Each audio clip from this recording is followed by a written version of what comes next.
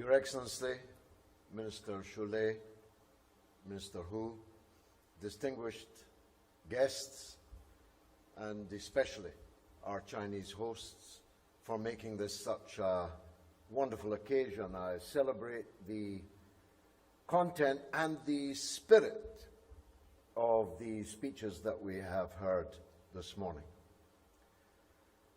President Xi Jinping said, "No system of governance is universal. No civilization is superior to another, and no one country can dictate to the world. The problem is the masters of war do not accept this.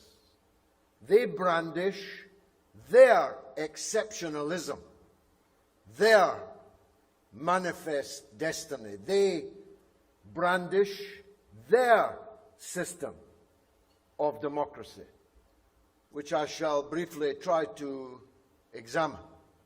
They sail their warships around the world, threatening other people. They deploy their weapons and their military bases and their rhetoric of war and threats against others. Professor Sachs just quoted Aristotle and Confucius. Let me refer to the blessed St. Augustine in his wonderful book, City of God, in which he describes an encounter on the high seas between Alexander the Great and a pirate ship. Ordering the pirate ship to halt, Alexander demands, "How dare you terrorize the waters as a thief?" And the pirate captain, who must have been very bold, answers Alexander, "How dare you terrorize the whole world, calling yourself an emperor and calling other men as you please?" Isn't that the world we're living in right now, millennia later? You know, we have a surfeit of the form of democracy in Western countries, but a form which is increasingly devoid of the content of democracy. I speak as a six-term member of the British Parliament, which likes to call itself the mother of parliaments. Almost 30 years I sat in an august hall with lots of flummery and wigs and rules and regulations. But what is the achievement of that democracy? We have a saying, I'm sure you have it too, the proof of the pudding is in the eating. What are we eating in our Western democracy? Well, less and less is the first answer. We are going backwards, while China is going forwards. China is raising people out of poverty. Our system is putting people into poverty. France is in flames.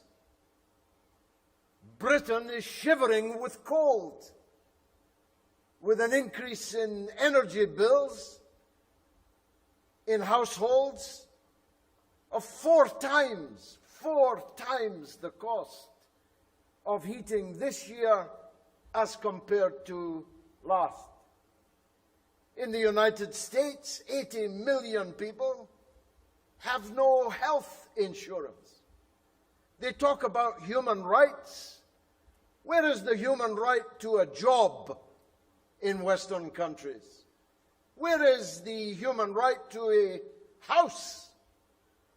Ask the growing numbers of people living in tents in San Francisco and in many other parts of the United States? Where is the human right to health?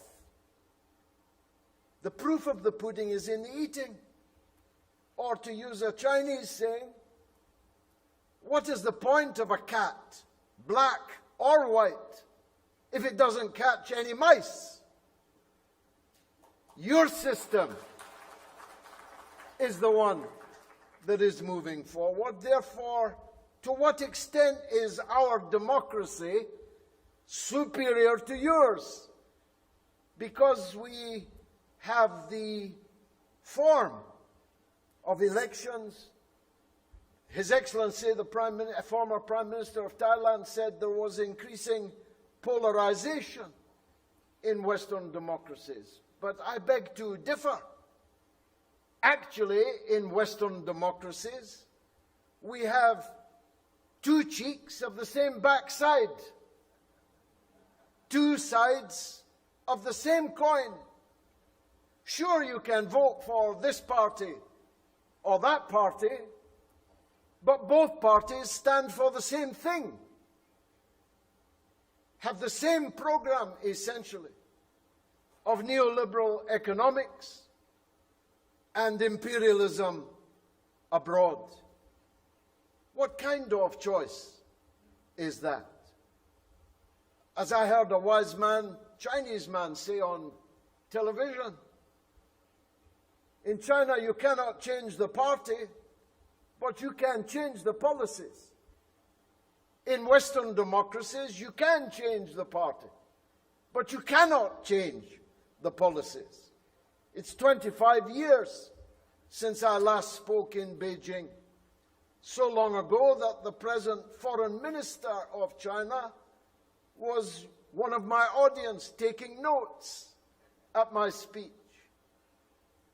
The kind of development we have seen in China over these 25 years, particularly over the last decade, is a lesson to other so-called democracies. We live in a world where some countries arrogate to themselves the power of diktat. What a contrast with China. This is the first day of Ramadan. I have all of my life been closely associated with the Arab world, with the broader Muslim world. China achieved more in the last few weeks in bringing together Saudi Arabia and Iran, the schools of the Sunni and Shia branches of Islam. China achieved more in the last few weeks than decades of Western domination, including, as my good friend, His Excellency, Senator from Pakistan, reminded us. This is the 20th anniversary of an entirely illegal invasion of a sovereign member of the United Nations, which threatened no other member of the United Nations, in defiance of the Charter of the United Nations, in defiance of international law, in which millions of people were either killed or maimed or displaced, dispersed as refugees, and fanatic extremism was generated. Al-Qaeda, ISIS, and the alphabet soup of fanatic extremism cascaded all over the world. These are the achievements of the people who tell us they are exceptional.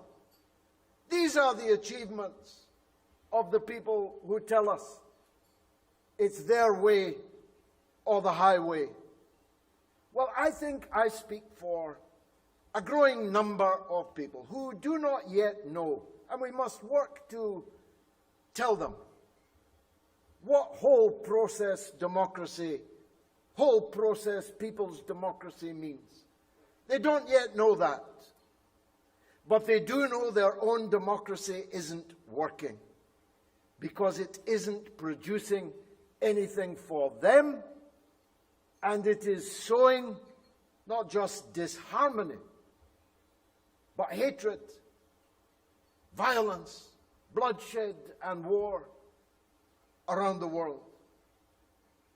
Our friend in the best of all these good speeches that have been made today from Zambia made this point so powerfully. Those who have been identified with the gravest injustices lecture the rest of us on justice. They tell us about a rules-based order which they invented, which means their rules, which they order us to obey. That period is coming so quickly to an end.